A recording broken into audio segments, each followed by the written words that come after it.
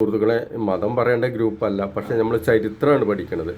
രാജൻ വൈദ്യരും പിന്നെ അതേപോലെ തന്നെ നമ്മളുടെ എന്താ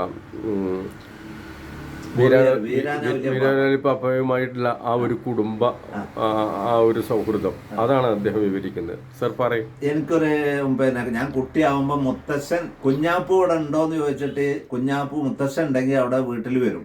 വന്നു കഴിഞ്ഞാല് അവിടുന്ന് ലഘു ഭക്ഷണോ അങ്ങനെ അച്ഛമ്മ കഞ്ഞി കൊടുത്താൽ പോലും ഈ തേങ്ങ ചുട്ടരച്ച സമ്മന്തി മൂപ്പർക്ക് വളരെ ഇഷ്ടമായിരുന്നു, കഴിക്കും.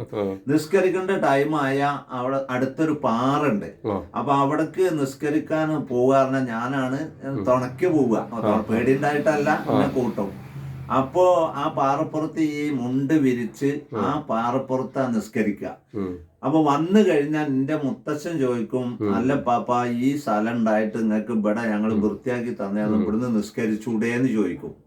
അതല്ല കുഞ്ഞാപ്പൂ, എനിക്ക് അള്ളാഹുത്താല് ഇത്ര ഒത്ത് നിസ്കാരം ആ പാറപ്പുറത്ത് എഴുതിയിട്ടുണ്ട്, അത് അവിടെ പൂർത്തിയാക്കണം, അതാണ് ഞാൻ അവിടെ പോണേന്ന് ഇങ്ങനെ പറഞ്ഞിരുന്നു അന്ന്. സുഹൃത്തുക്കളെ, കേരളത്തിന്റെ മതസൗഹാർദ്ദം നമ്മൾ പഠിക്കാൻ തയ്യാറാവണം. പുതിയ യുഗത്തിലുള്ള കുട്ടികൾക്കൊക്കെ തന്നെ എന്താണെന്ന് ഇതൊന്നും അറിയുന്നില്ല. ഇത് പ്രചരിപ്പിക്കാൻ വരും തയ്യാറല്ല. മനുഷ്യനാവണം ആദ്യം എന്നുള്ളതാണ്. ഞാൻ കുടുംബസമേതം ഞങ്ങൾ എപ്പോഴും അവിടെ അമ്പകുന്ന് പോകും. അവർക്കൊക്കെ രാജവൈദ്യർ അറിയാം.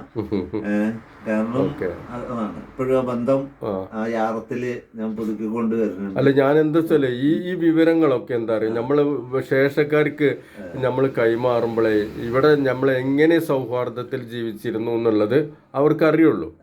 ഓക്കെ, താങ്ക് യു വൈദ്യരെ, വിവരം നൽകിയതിന് നന്ദിയുണ്ട്. ശരി, പറഞ്ഞു ഭാരതീയ ഔഷധ